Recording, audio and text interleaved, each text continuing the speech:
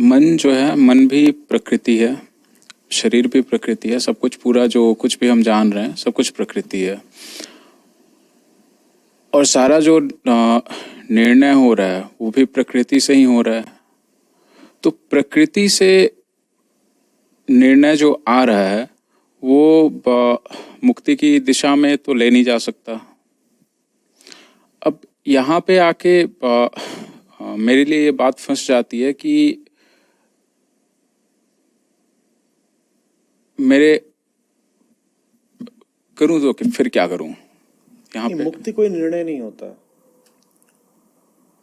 मुक्ति ऐसी चीज नहीं होती कि पहले मैंने निश्चय किया था कि बंधन में रहूंगा, फिर मैंने निश्चय किया कि मैं मुक्त हो जाऊंगा। मुक्ति होता है अभी तक जो निर्णय ले रहे थे उनको जानना। बोधो अहम प्रकृते परे। तो एक चीज तो है ना जो प्रकृति से परे है, क्या? बोध। तो नए तरीके के निर्णय लेने को मुक्ति नहीं बोलते। 100 बार का है ना, देखो कि क्या कर रहे हो और उसके आगे जो होगा वो बोध करेगा, तुम नहीं करोगे, तुम माने हम, वो मुक्ति है। जो हो रहा है उसको साफ साफ पहचानो, ये चल रहा है। जल्दबाजी मत करो एक विपरीत निर्णय लेने की।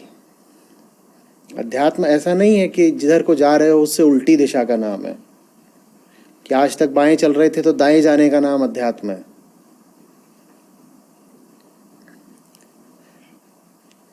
अध्यात्म पथिक के दिशा परिवर्तन का नाम नहीं है।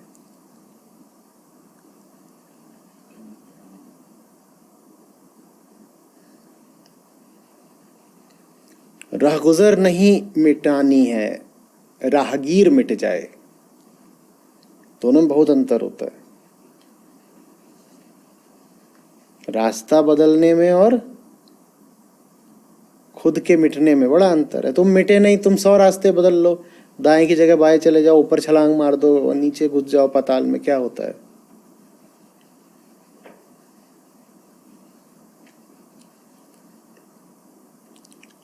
मुक्ति की कोई छवि नहीं होती ना। मुक्ति क्या क्या निर्णय करोगे? ये मुक्त होना है तो निर्णय क्या करोगे? क्या करोगे? उदाहरण के लिए बताओ तो, मुक्ति माने क्या? निर्णय क्या होगा उसमें? घर छोड़ दोगे? क्या करोगे? पृथ्वी छोड़ोगे? माने मुक्ति माने क्या करना चाहते हो? जिस्म छोड़ दोगे अपना? क्या करोगे मुक्ति में? निर्णय क्या लेना है?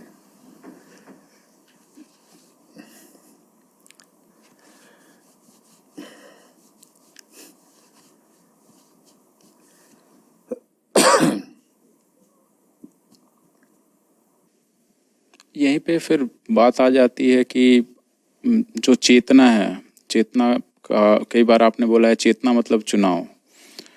तो फिर यहाँ पे चुनाव वाली बात कैसे साथ साथ?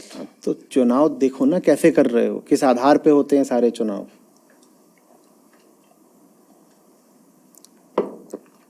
चुनाव तो कर ही रहे हो, पता कुछ नहीं है और हो रहा है चुनाव। तो चुनाव कैसे हो रहा है? अपने हिसाब से तो कुछ ना कुछ भीतर चल रहा है एल्गोरिदम, पर वो चल यही रहा, अक्कड़ बक्कड़ बम्बे भो। वही तो जानना कि कुछ नहीं है, न तुक है, न तर्क है, न सार है, न अर्थ है। क्या है? अक्कड़ बक्कड़ बम्बे भो। ऐसे जिंदगी चल रही है, क्योंकि प्रकृति तो होती है संयोगिक, और संयोगों में ही हम तर्क ढूंढ लेते हैं। तर्क तो कुछ है नहीं, ये यही जानना होता है। नया चुनाव है ये जानना कि मेरे सारे चुनाव अर्थहीन है, आत्माहीन है। यही है नया चुनाव। पुराने चुनाव को पलटने में कोई विशेष लाभ नहीं मिलेगा। पलट दूंगा कैसे? आज जोमेटो से नहीं स्विगी से आएगा। ये क्या है? हाँ? उत्तपम पलट के खाऊंगा आज। अच्छी तुम इतने उथले परिवर्तन ला रहे हो जीवन में, मैं बताता हूं। उल्टे तवे की रोटी बनाओ, पलटो,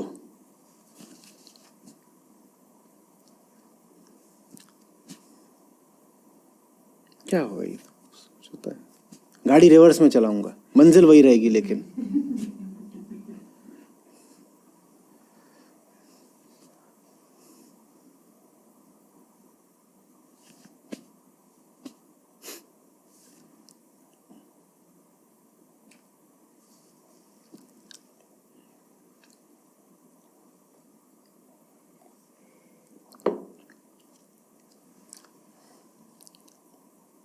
माया और द्वैत को इसीलिए एक कहा गया है ना।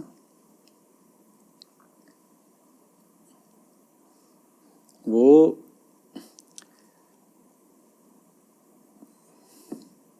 आभास ऐसा देती है जैसे अगवाड़ा और पिछवाड़ा अलग अलग चीज है, वो है एक ही। लेकिन तुमको ऐसा लगता है कि तुमको चुनाव मिल गया, तो तुम कभी अगवाड़े की जगह पिछवाड़े को चुनते हो। तो जब ऐसे ही होता देखा तो गुरुदेव क्या बोले? बोले बेटा अंतर तो है बिल्कुल अगवाड़े पिछवाड़े में, इतना ही है कि आगे से वो सींग मारती है और पीछे से दुलत्ती। इसको तुम अंतर अगर मानते हो तो ठीक है, मुबारक हो तुम्हें ऐसा अंतर। लेकिन अंतर इतना ही है कि आगे आओगे तो सींग खाओगे और पीछे जाओगे तो दुलत्ती खाओगे। लेकिन इसी को कई लोग मानते हैं कि दिशा परिवर्तन हो गया, हमने अपनी चॉइसेस रिवर्स कर दी। कैसे?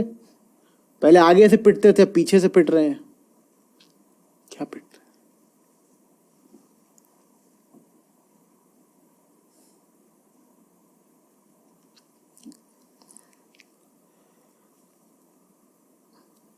The new choice lies in observing and realizing the nature of your choices. The new choice is not a reversal of the old one.